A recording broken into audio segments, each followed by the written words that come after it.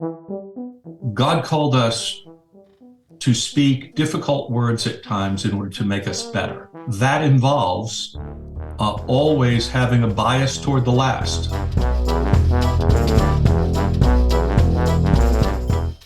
I'm Mitch. And I'm Missy. We're coworkers. He's the boss, and we're married. And she's the boss. Together, we host Good Faith Weekly, a podcast on faith and culture. What could possibly go wrong? Tune in and find out. Missy. Welcome to Good Faith Weekly. On this episode, Missy and I are going to catch up after being in Atlanta, Georgia for the week. And then later on the pod, we sat down with the Reverend Dr. George Mason, who has a brand new book out, The Word Made Fresh, Preaching God's Love for Everybody. It's available in bookstores right now. It's going to be a good pod, so stay tuned.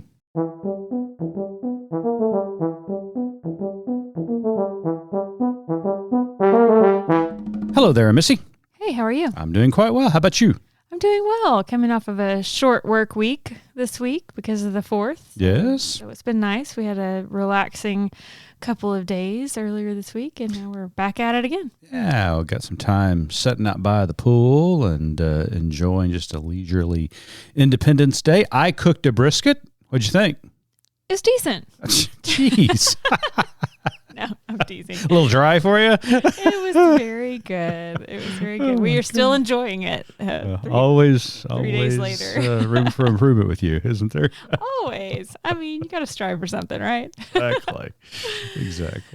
Well, we hope that you and yours had a great holiday week this week, but we got a lot of things going on in the news, a lot of things that we didn't talk about last week, Supreme Court cases and whatnot, but there's something specifically that I want to talk about this week because I think it's just vitally important, and it's the 10-year anniversary of the launch of Black Lives Matter. And to talk about it, we need to set some context. Is that okay? Mm-hmm. Okay, so back in 2012, George Zimmerman shot and fatally wounded Trayvon Martin in Florida. And Trayvon, a 17-year-old African-American young man, just walking through his neighborhood complex, minding his own business, but was wearing a hoodie. Zimmerman mistook him for someone threatening and shot and killed him.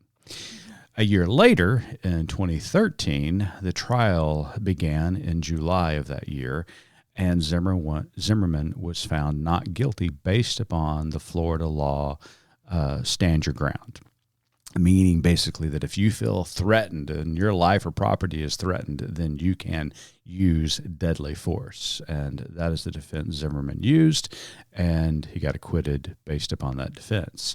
Immediately following that verdict, as you can imagine, a lot of the country was astonished by that verdict, but more so the black communities were just appalled and irate. Devastated, yeah, about this verdict.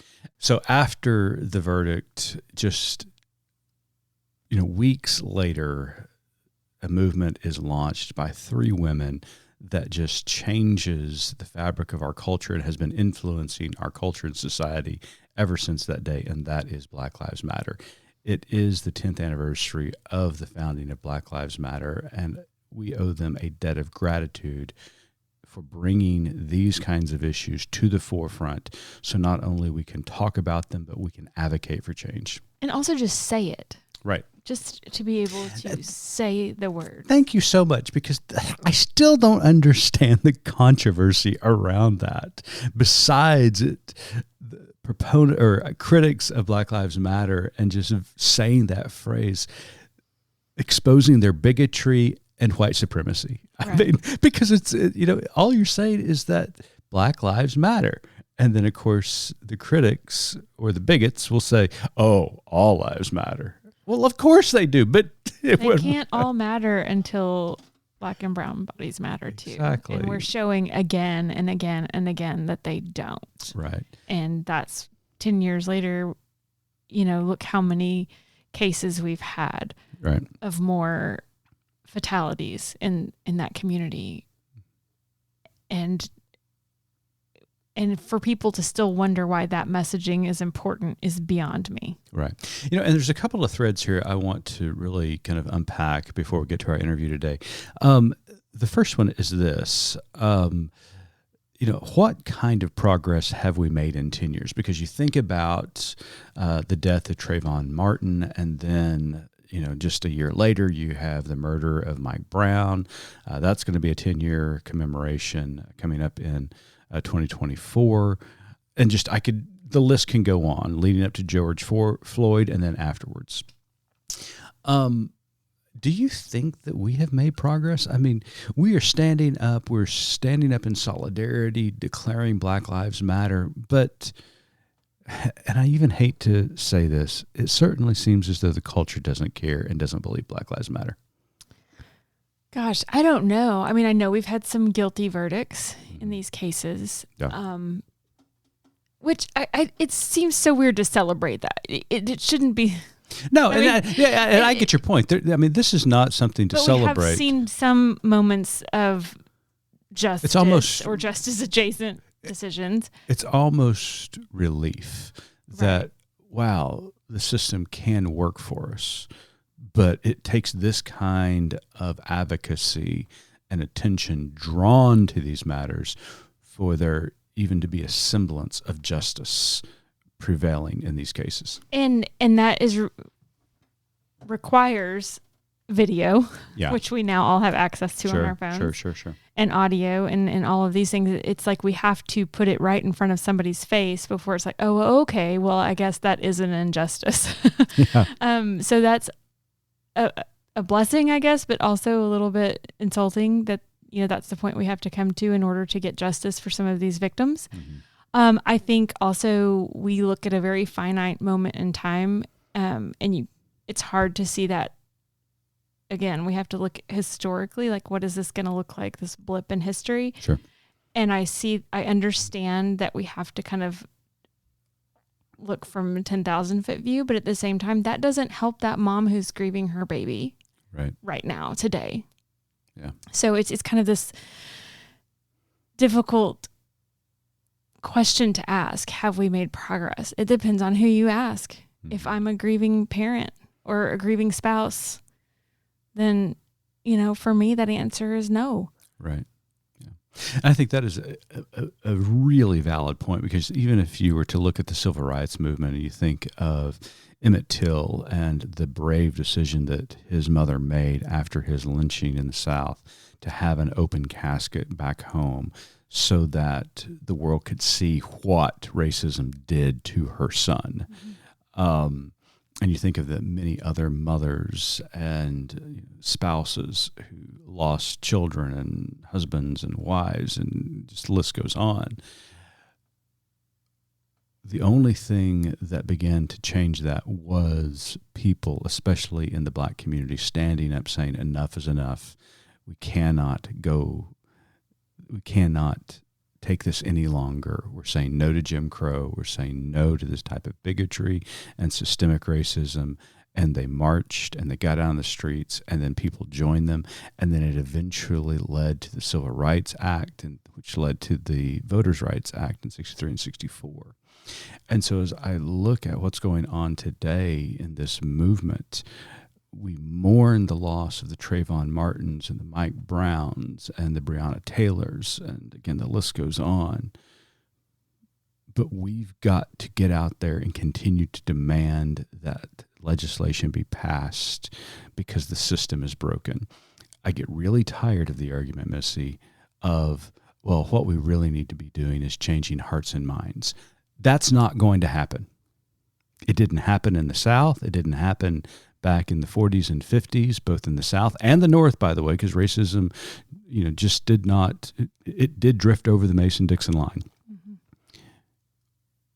That argument fails every time because of the power of privilege and wealth and just the systemic systems that we have in place that keep people of color down. We've got to continue marching. We've got to continue to vocalize it. And we've got to continue saying Black Lives Matter. And just that intense fear of, if I give you some of the power and privilege that I have, then I'll lose that. Right. So, I mean, on some level, legislation does need to come into place. Yeah. I mean, of course you want to change hearts and minds. Of course, that's Sure. the end goal.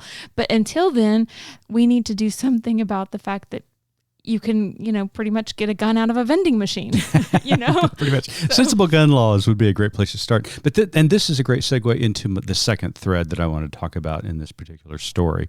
And that is the defense that George Zimmerman used to justify shooting Trayvon Martin. And that is the stand your ground laws.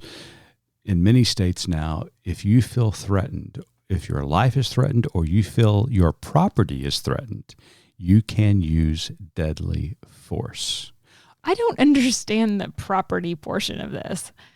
What in your possession of your things is more important than someone's life? Well, the argument is your home. That is where you dwell. That is where your family exists. And if anyone were to invade that space, then you don't know what their intentions might be. Obviously, if they're a stranger and have not been given, well, sure. I mean, and so it's just, do you give permission to go ahead and use deadly force before they use it upon you? Well, that's my life being threatened if someone's physically in my home. But Right. I think the and property thing is just kind of I don't know. Yeah. That's what gets me. I mean, it's problematic top to bottom, but what's really problematic about this is that we have seen, and this is going to be strange here, the liberalization of that law over the last 10 years of that. What does it mean that you feel as though your life or property is being threatened? And even the cases, apparently somebody knocking on your door. Exactly.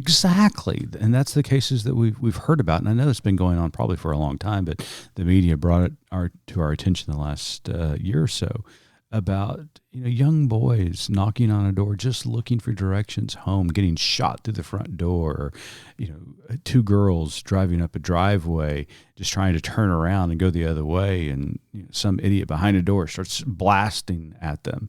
It's just like, what has gone wrong in our society? How has such fear been instilled in us that we have to be threatened by someone in our driveway or on our porch? Like that fear has been created. But it's also a fear as well as there's a safety element to it that I have the freedom and right to shoot anybody I want to on my property because the law says I can. That's got to change. There has to be justified reasons. I mean, I'm a big proponent of sensible gun legislation, but these kind of laws that have continued to evolve over time and give people permission to basically just blast anybody they want to if they feel threatened or their property is threatened. It's just maddening. So I beg legislators, I beg people who are advocates in this field to speak up, to stand up, and to march, call, whatever you need to do, because after 10 years, we still have to say Black Lives Matter, and the reason because of that is because Black lives are continuing to be. Numbers don't show that. Statistics don't show that. Oh, really? Research doesn't show that Black Lives matter. I mean, we're still, that's what I'm saying. No, sorry, let me clarify. What we are showing the world on paper is that they True. don't, and we need to keep saying it. Right. I mean, I agree. Good grief. Look at any study about access to healthcare, education, or murders, all of the things. Yeah. We are, what's Maya Angelou, when someone shows you who they are, believe them. Yeah, absolutely. I feel like we are showing exactly the world who we are. That's a great reminder.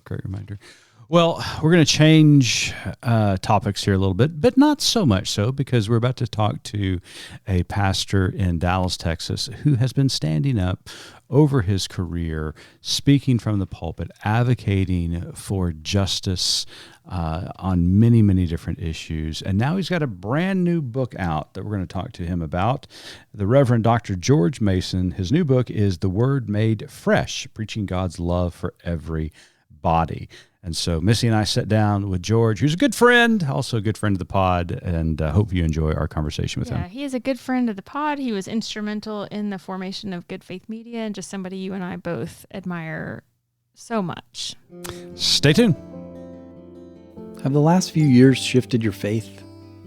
I'm Brett Harris, and last year I walked away from the pulpit without a plan. I just knew where I wasn't where I was supposed to be. And I'd love for you to join me as I wander and wonder about faith and Scripture and how we can continue to follow Jesus' example even when our path forward is unclear. Find God Knows Where today in your favorite podcast app.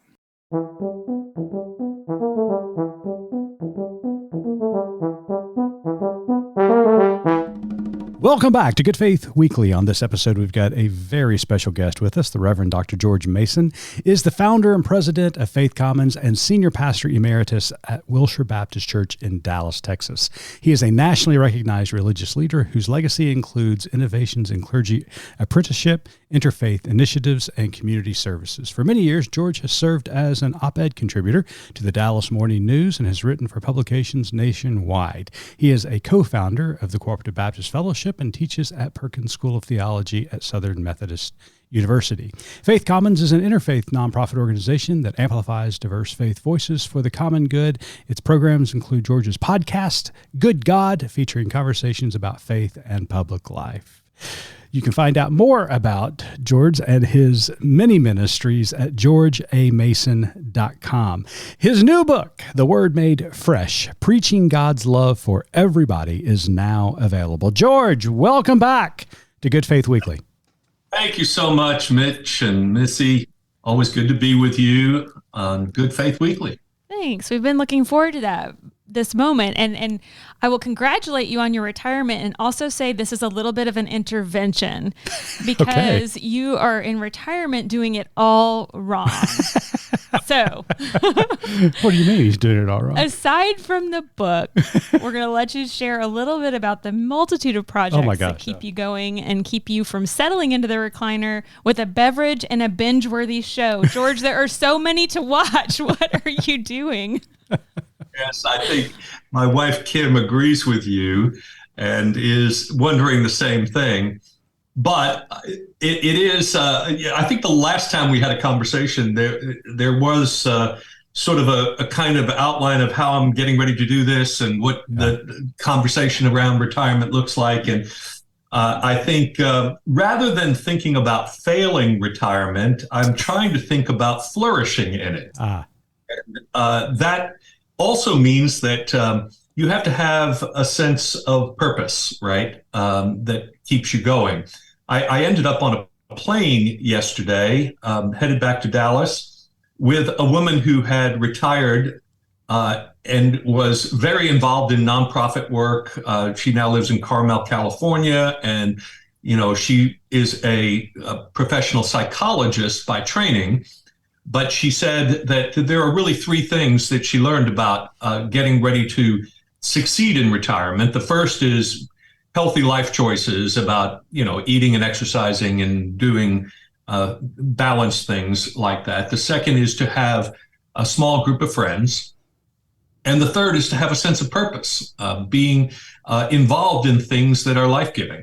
So I think I have at least the second two of those. I'm trying to get the first part down a little better in terms of all of my healthy eating and drinking and exercise choices and that sort of thing. But basically, I agree with that strategy, and it's keeping me busy.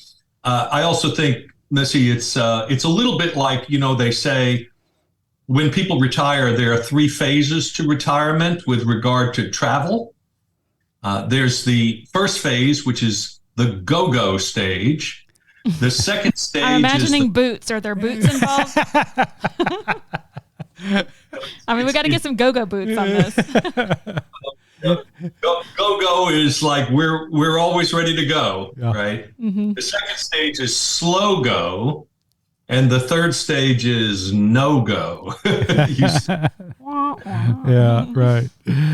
So I'm kind of in that go-go stage of first stage of retirement, I would say. Well, you are a busy man, and we appreciate all that you continue to do for the church and just the gospel at large, and been a big contributor to Good Faith Media, and we thank you for all that you have done. So let's talk about the book, because we're really excited about the book, The Word Made Fresh. And one of the things that was exciting to me about hearing about this project was it brought back some memories, because I think, George, you've heard me tell this story that when I was a young pastor in the Metroplex, I would drive into the church on Sunday mornings and I would listen to your sermons, and Missy did the same thing. That was how I knew you were legit. Okay, what do you mean by that? I think I've told this story before, but George's sermons would air on the radio a week delayed. Mm-hmm. Okay, so when we would listen, we never drove together. We had little ones, so you Sure. would go, then I would go. Anyways, so I would listen to George, and I remember it was your July 4th sermon one year, 20 plus years ago. And so I was listening again. So this was the next week after, and I listened to your July 4th sermon, and it was so much of the same ideas and concepts that Mitch preached. I'm like, oh my goodness, you actually know what you're talking about. So there you go. He validated you in my mind. That's fantastic. All right, we're supposed to be interviewing George. Yes, that's exactly right. Well, the book is, it contains sermons you preached at Wilshire Baptist Church in Dallas for over 30 years. Putting this together had to be both enjoyable and daunting at the same time. So does the book include every sermon? And if not, how did you decide what sermons were included? And what do you hope readers will get out of the book? Well, the book is only 81 sermons out of 33 years of sermons. So clearly, it's not every sermon. Right. And honestly, it's more a labor of love from some people that are close to me than it is my own effort. It was the product of a gift that the church wanted to give me on retirement, and they originally thought that they would just collect my sermons into one big volume, I guess, and have it as an archival sort of thing, and maybe a coffee table book, something like that. And they were going to present it to me last September, or last Sunday of August last year, my last Sunday as senior pastor. And it turned out that this group of four, Gail Brookshire, Ann Bell Worley, Jay Call, and Julie Merritt Lee, three of whom were pastoral residents at Wilshire years ago, and Gail, having been a longtime friend and appreciating the preaching over time, she really helped to organize that, I would say, with Ann. And they actually divided up 33 years of sermons, and I guess, 1,400 sermons or so they had to collate, listen to, read, decide, and it was a massive project for them. So most of that work was done by them, and then it turns out that this took a different shape. We got a publisher, and the publisher had some ideas, and ultimately it came to be more thematic in terms of sections of the book, so there were a lot of discussions about which ones were not going to make it and which ones were, but ultimately we ended up with these 80 as being, I suppose, maybe not so much just are these the best 80, but are they representative of the breadth and the emphases of my ministry across time? And do they sort of achieve the ends of, I think, representing the bigger theme of what it means to say that we are preaching God's love for everybody. Love that. So, George, as we kind of alluded to a moment ago, I am myself a recovering preacher's wife and have listened to many sermons. And I know very well that the best moments are often the behind the scenes moments. So I'm going to ask you a few questions behind the scenes. You may not have an answer to all of them, but I bet I'm not the only one who'd like to know the answer to these. So we've all seen the viral videos of tongue-tied pastors and the unfortunate for the pastor, but fortunate for the audience, slip-ups. We know you're a pro, but no one can preach as long as you have without an occasional snafu. Do you recall any specific instances? Well, I mean, there were, little things that would happen, like when I remember when Johnny Versace was murdered, and I knew who Johnny Versace was, a designer and all of that, and somehow or other in the sermon, I just sort of glanced down at my notes when I was about to talk to him, and I looked, and the way his name was written, I called him Johnny Versace. And, I mean, what in the world? I never really even thought that his name would be anything but Versace. Yeah. But yeah, so you do things like that, and I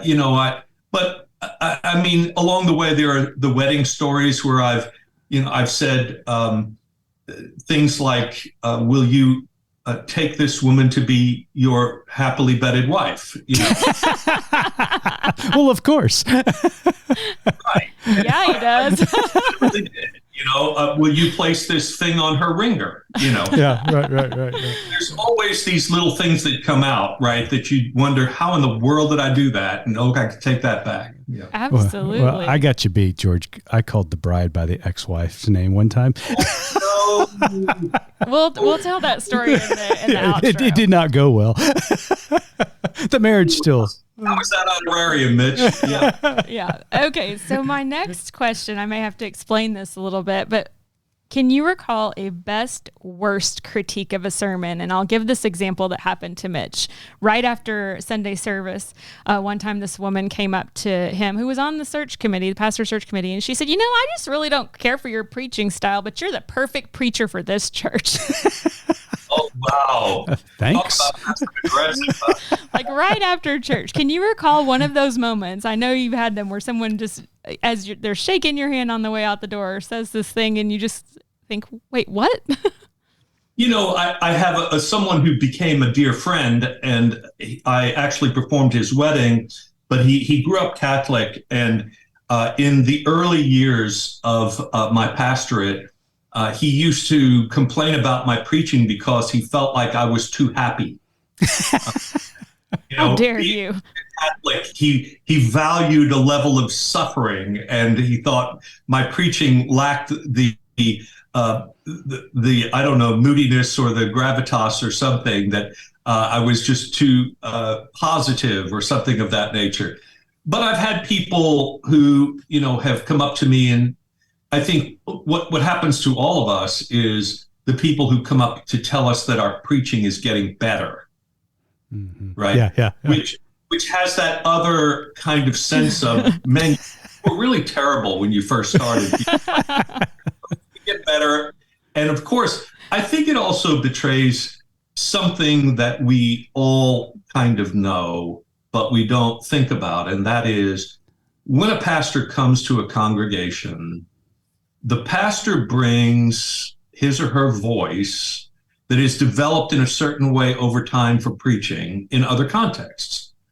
And the congregation has been in place, and their ears are tuned to another frequency for another preacher. Mm-hmm. And so it takes time for the preacher to sort of tune her voice, and the congregation to tune to the frequency of that voice, until there's kind of less noise, right? And until there's a sense of, okay, we're all clear about this now. And some of that early on for me at Wilshire was that my predecessor was a storytelling preacher from the mountains of North Carolina. And so he was still had a kind of rural storytelling sense, he never found a G at the end of an ing that he didn't drop, and it was folksy. Yeah, sure. And I'm like this Yankee who defines more of the model of Marshall McLuhan, who said that Northern culture is literary and Southern culture is oral. And, so I would have my sermons were written as a script, and then I would have to sort of perform them in a sense of delivering them as an oral art.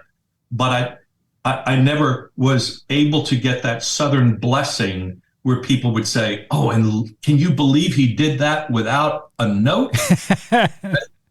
That's the thing in the South that they say, "Oh, yeah. He's good because he didn't have notes." Yeah. Well, to me, that's almost like unprepared, right? Sure. So, George actually taught me a great trick one time. I used to, when I was living down in Dallas, Fort Worth, George would host a preaching practicum each year that we would attend. And there was one time he was talking actually about a critique from one of his parishioners that accused him of not preaching the Bible enough. And so George said the very next week, all he did was put a Bible on the pulpit and touched it and lifted it up every now and again. It could have been the same sermon, but then all of a sudden this parishioner thought he was really preaching the Bible. I think one of our recent presidents tried the same trick. That is true. Yes, but it has it does have something of the psychology of the visual, right? Sure. It's well. Yeah. So my next question, George, you have 3 children, and if my math is correct, 6 grandkids now? Yes, and a 7th on the way. Oh, congratulations. Yeah. So I happen to also know by experience that sometimes their commentary after your sermons are the best. Do you recall any sort of critique or insight that your kiddos would come home with? Well, not as much a critique as, they, first of all, I would never let them be surprised if I spoke of them in a sermon. Sure. Mm-hmm. We had kind of a rule in the household that when it came to, the kids, they would be the first to hear that they were going to be included in a sermon, and they had veto power over it too. Sure. And so most of the time I would say they were happy to be included, and I wouldn't embarrass them, of course. So there was that. I would say, like most kids, they, paid attention about like everybody else, not just like preachers' kids. So to me, it wasn't like I'm going to shame them, but even if you just get a good sermon, Dad, that's enough. Yeah. That's like, you can live off that for a while. So I wish I had a clever response. I do remember when my son Rhett was really little and the offering plate was passed, he had a little clip-on tie and he was taking it off and he was going to put it into the offering plate. And his mother asked him why, and he said, "Aren't these our tithes and offerings?" Oh, that's amazing. So, little things like that you see out, right? That's great. Oh, that's amazing. We have a story, not about a sermon, but our younger son, when 1 year he'd entered grade school and it was approaching the end of school. And so the church was having, end of school bash and all this. And he said, "Dad, when's the last day of church?" That's great. I love it. So, yeah. So it's my understanding that every preacher has a sermon they wish they could preach. Did you have one? And did you get to preach it? I suppose my last sermon is the sermon I always wondered what would be the sermon I would preach as my last sermon. Now, obviously, I'm still preaching around, Sure. But that congregation. And yes, I did get to preach it. And yes, it's in the book. Good. Excellent. It's it was a deeply meaningful experience to get to do so. And in many ways, it was sort of a love letter to the church that I served for 33 years. Love that. Excellent. Do you have a favorite?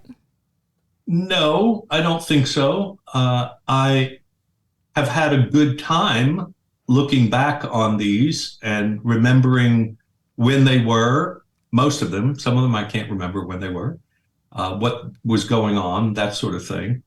But I will say that while I don't have a favorite, I have least favorites, and they didn't make it into the book. I want that edition. Yeah, so I mean, look, there are lots of times when you look back and you think, what was I thinking there? Sure. Like one of the people that worked on the book said, you seem to have gone through a phase of liking Christopher Columbus a lot. and then you sort of realized, he wasn't that great a guy. And what about the Native Americans and all that? So there is an evolution that Sure. we all have, and whether it means being woke or just becoming more aware of conditions. Yeah. I think that's probably true. So turning things a little more serious, do you remember a particularly challenging sermon you had to get up and preach? Oh, well, yes. There were several that were deeply concerning to me. One of them was, of course, after 9/11, the Sunday after 9/11, and how to be a pastor to a congregation where you knew you were not just really speaking to your congregation. You were speaking to a lot of people who would be overhearing it. And that actually is something that you alluded to earlier. You were going to be hearing that on the radio the next week. And nowadays, it is live streamed, or it can be found on YouTube just hours after it's done, and it stays there forever, right? So you have to also be aware that you're not only speaking to the people right in front of you, but you're speaking to a much larger audience, and that may even include people who don't share your faith. And so being able to be sensitive to all the dynamics, like after 9/11, were a pretty significant thing. How to speak about Islam and differentiate it from the terrorists that attacked us. So that was one for sure. Another one was in 2016 when our church made the decision to vote for full inclusion of LGBTQ persons. And I knew that in that sermon, I had to address the elephant in the room. And that is, I said plainly, for some of you, this is the last time you're going to be here. Wow. Because you've made up your mind that if this vote goes a way you didn't want, that you can't remain here. And you're wondering, how will this church feel about me when I'm gone? And I had to think seriously about that myself, how I would prepare myself for that to take place, and how I would feel about people who had been on the other side. And sure enough, 300 people left our church within a month or so. But I said, we're going to, what I said to them is, if you're wondering how we feel about you, we're going to count you among the saints, people who had made this church what it is today, and we're going to thank you. So our spirit's going to be gratitude, and we're going to bless you. And if you come back for any reason, we want you to feel that this is a place of hospitality for you. I don't remember the exact words I used, but that was a really challenging thing to do, given the circumstances. George, you've been preaching for over 3 decades. Obviously style and time as far as history has changed, but over those 3 decades of preaching, how has preaching changed you? I think it's a question that every preacher should ask himself or herself. The best answer I could give to you is that it was part of my lifelong faith formation. So you can't do this work well, it seems to me, and speak to other people about who they are, who God is, what God is calling for them to be, if it doesn't first work itself through your own soul.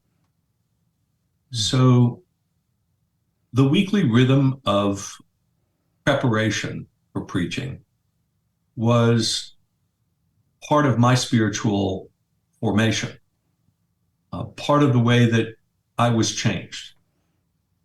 I would say, to be more specific about it, is that I, and maybe you, Mitch, to some degree, if maybe less so because of our age difference, but I think that I was brought up and educated theologically in ways that mostly emphasized God's order of society and the design of it, and that our duty was to be in the sin management business and to keep everything together and to preserve the order that God had made, and that we were to teach people to look out for those things that would break that apart. That's sort of almost the definition of conservatism, sure. Right? Is to maintain that. I think we saw that this past week with Al Mohler, who was, talking about biblical authority with respect to women as preachers, and his perspective is that that once you go down that road, you're inviting chaos. That God had a design for the world that we have to uphold, and that design requires that men be in leadership and women be submissive to them. I think over time, reading the Bible, preaching it, studying it, and all of that, I changed to a new creation vision. Not the old creation, but the new creation. To an understanding of God that was more focused on what is to come, and to aligning the church to what is to come rather than to what was. And so my vision for the faith and my preaching was more about calling for change that would be more in line of justice and equity, of a peace that sometimes requires that we stir things up and challenge the existing structures. Sure. Yeah. So, George, I think we would probably all agree that this is a very challenging time to be standing behind a pulpit each week. Do you have any advice to offer pastors today as they step behind that sacred desk to deliver a sermon? Yes. There's a sermon in the book called Faithful Betrayal. And it's based upon Jesus' experience in the synagogue in Nazareth, when he was essentially blessed to begin with. They were so proud of him, and then he said difficult words to them, and then they chased him out of the synagogue and wanted to throw him off the cliff. And I would say that we have to keep in mind who called us. And before the church called us, God called us. God may have called us through human voices in the church, but God didn't call us to be house prophets. God didn't call us to be people who were there to tell everyone how wonderful things are the way they are. God called us to speak difficult words at times in order to make us better. Right. And that involves always having a bias toward the last, is another sermon in the book. Both last in the sense of last things, and also people who are last, because the last shall be first. Mm. And so I would say, keep in mind that you are always faithful to something or someone, and in doing so, you are always betraying something or someone at the very same time. This is, I think, why Jesus said, I've not come to bring peace but a sword, and to set family against one another, because there's a sense in which, what happens often is we have to choose between pleasing the congregation or our family of origin or our small social network of friends, and making sure we comply and we are faithful to who and to their vision of the world or their political party or some such thing. Sure. And then in doing so, we will betray the gospel, or we have to be faithful to the gospel. And we know that sometimes that will cause strife with us and someone that we love and care about. This is not work for the faint of heart. No. This is work that you have to be called to, because you are not an employee of the church. You have to have a free soul and a free voice. Yeah, love that. George Mason, his new book, The Word Made Fresh, Preaching God's Love for Everybody, is now available, and you're going to want to pick up a copy of it and take it to Wilshire. And as you see George around Dallas somewhere, have him sign it, because maybe you'll find him on a golf course. Well, I don't know, that's but I've heard. Yeah. Or teaching at Perkins or something like that. So right. Yeah, it's great. So, but before we let you go, George, we got one last question for you. So, George, I would just want to say, as you mentioned earlier, you prefer to think that you are flourishing in retirement and not failing. And I would agree with that and say that you also flourished in your career. And I thank you for continuing to be engaged and be doing the work. So, George, as you know, our tagline at Good Faith Media is "There's more to tell." So in light of your work and our conversation today, what is your more to tell? That there are people coming up behind us who have voices that they need to be able to use, and some of us need to get out of the way so they can have their place and their time. That was part of my reason for retiring when I did, is to give way to the next generation.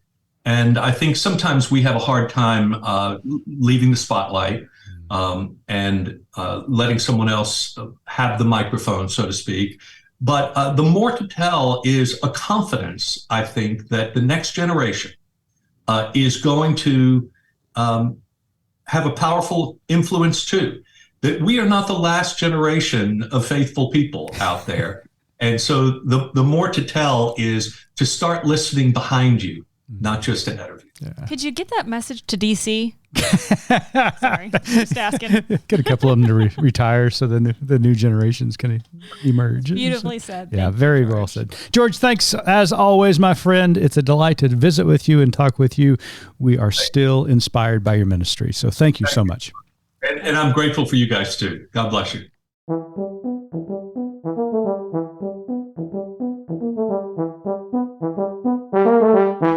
It was so fun to talk to him. It felt a little bit for us like a full circle moment, because he was so influential in your early days as a pulpit preacher.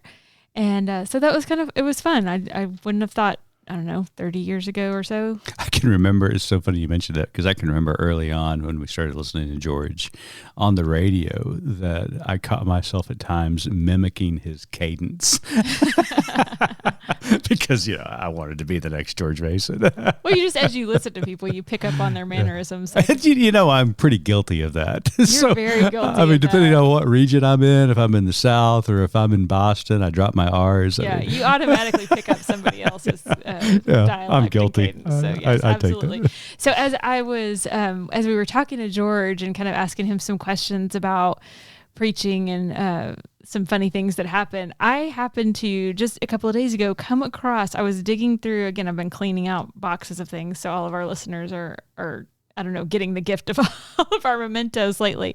But I found a piece of paper with titled Poems by a Preacher's Kid. Oh, dear Lord.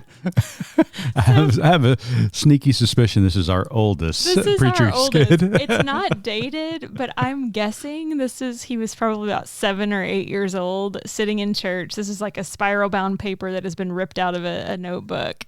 So I thought I would read these before we get into kind of the heavier, Okay. I guess, outtakes of this. But so Poems by a Preacher's Kid. This one, the first one is titled Zzz. And goes like this. I'm stuck here in this kingdom of boredom. The kids are coloring. Some are reading. Most are sleeping. Some are talking to their friends. Oh, dear God, when will this sermon ever end? Same, brother. Same.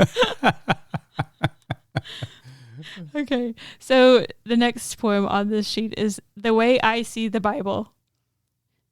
Genesis. In the beginning, God created the heavens, the earth, and 2 buck-naked people who ate from a forbidden tree. Cain killed Abel, that jerk. To find out the rest, look in the Bible, why don't you? Oh, my gosh. That is fantastic. So there's just some funny things that come with being a pastor and having your own kids sitting there Much love to the you every preacher's week. kids out there in the world. You've had to listen to a lot of sermons. A lot of sermons. But I thought really remembering and thinking about just the sheer number of sermons that he must have preached over his, I know he had 33 years at Wilshire, and I'm not sure how many before that, of preaching each week. And started thinking, even in your situation, you were preaching for, 25 or so years. And just the challenge of every week coming up with something to say that's inspiring, that's insightful, that's educational, and all of these things is really difficult. And for him to do this for so long and do it so well and be in one place is really quite an accomplishment. Yeah, absolutely. I've talked about this from time to time, even when I was in local church ministry. It does take a tinge of arrogance on someone's part to, conclude that you're going to walk behind a pulpit each Sunday and people are just dying to know what you have to say that week. Right. But what's interesting is that, people enjoy taking a break from the monotony of media and busyness and just sit for an hour in worship, but then also just to hear the words of an individual inspire, challenge, make someone think in another way that maybe they didn't do so throughout the week. And I loved what he said. And I think that, as we talked about in the opening, we are living in a really finite period of history, and we get kind of caught up in our own little moment. And in the grand scheme of things, when, there's been challenging times throughout the years, certainly. And that those challenging societal, cultural times get especially difficult for pastors and preachers who have to continue to be prophetic. And sometimes when that is not going to bring you favor with your congregation. And he said, and I'm paraphrasing, but sometimes to be faithful to something or someone, you have to betray something or someone else. And I just kept thinking of the last, almost 10 years, like you said, since Black Lives Matter, just the challenge that pastors and preachers have had each week, getting behind the pulpit and being prophetic in a time where just emotions are so charged culturally. I don't remember a time when it was so difficult for pastors to be both prophetic and priestly. Being prophetic meaning speaking out on the matters at hand, what's going on in the world, having a Christian perspective and response to what they see as injustices rising up across the communal landscape.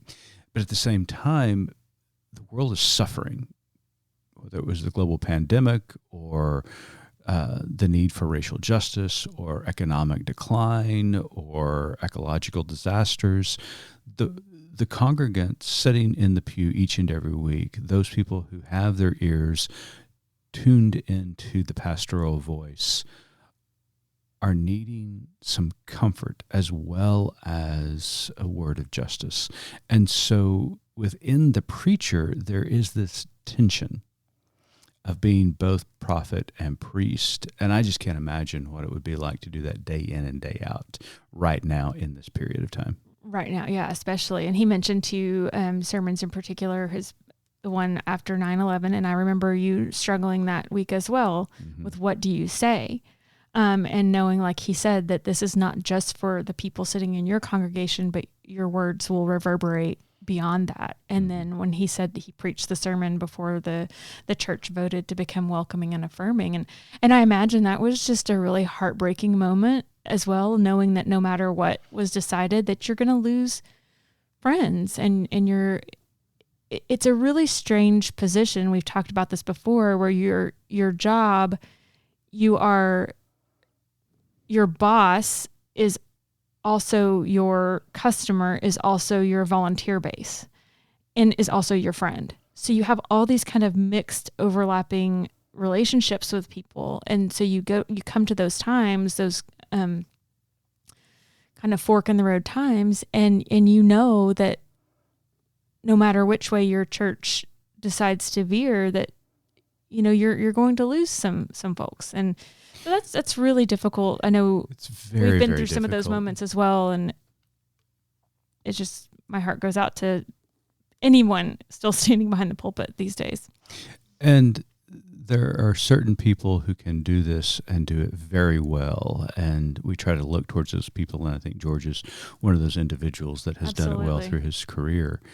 But as you were talking there, and George was talking about getting behind the pulpit after 9/11, I can remember the very same feeling, not only at 9/11, but also when the last EF5 tornado ripped through Moore, Oklahoma. And I was pastoring the church here in Norman. It was just about 4 or 5 miles south of the epicenter, and we had the children who were killed in the elementary school on that fateful day. And just trying to get behind a pulpit, especially when it happens to your community, and say a word, because a lot of the questions that were coming out of that were, where is God when things like this happen? And it's an important question. It's a needed question.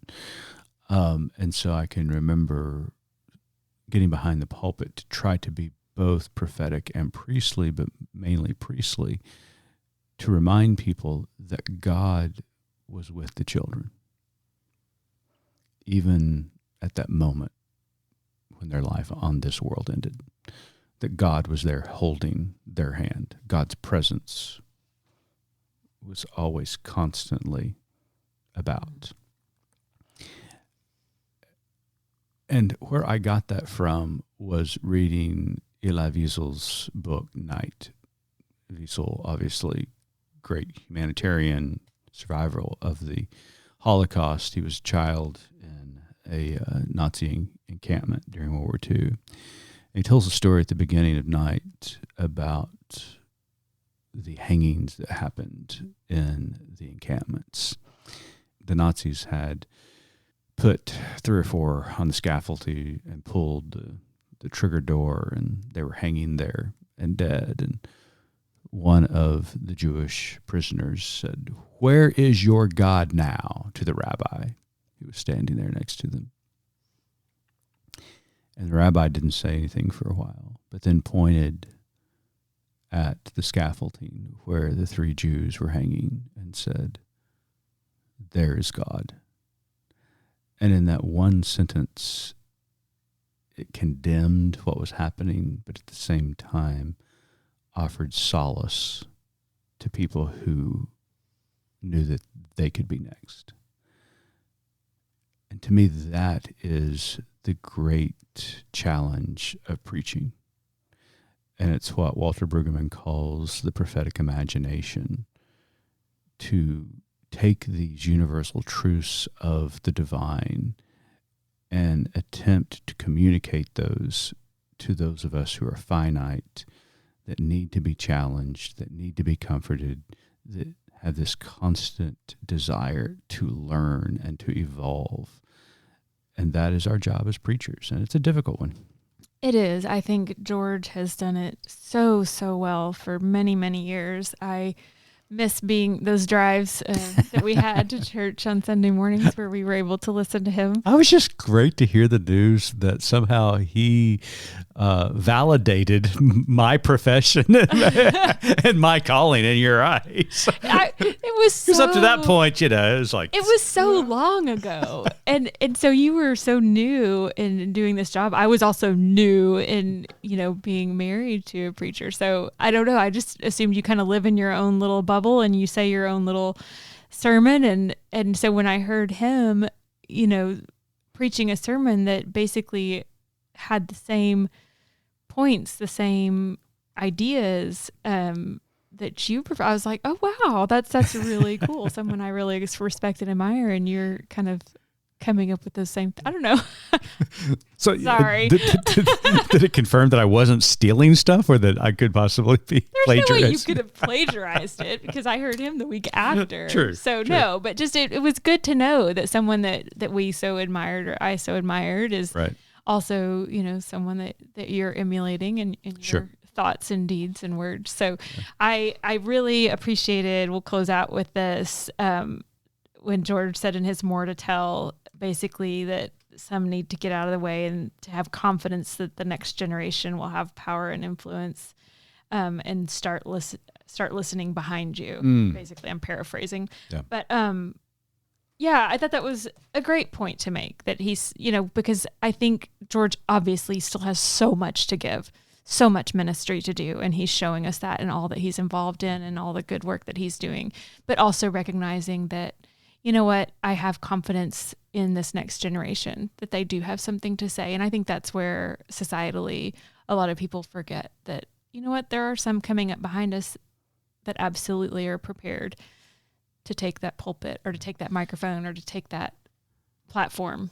That is one thing that I have not been surprised by, but have been surprised about how much I have enjoyed this stage of my career, that even though I'm not preaching as much as I did, in local parish ministry, that listening to these new young voices, they are brilliant. Amazing. Just brilliant. And each time I hear them, whether that is a conference or on Sunday morning somewhere, traveling about, I'm just so excited about the future of the Christian movement, because they're just brilliant human beings, and they do such a great job voicing everything that needs to be voiced in this moment. It's just funny how that definition of the younger voices keeps getting a little bit older. Those young whippersnappers at 45. But no, I do think there are some brilliant young minds coming up behind us. I mean, in, faith-based work, as well as just in, political advocacy, social justice work, that just are to be absolutely admired and amplified, and we should get out of the way when we need to. Yep, absolutely. So good conversation with George this week. We will be back in 2 weeks. We're going to take next week off due to summer breaks and travel, but we'll be back with another guest and some conversation. So until next time, keep living good faith.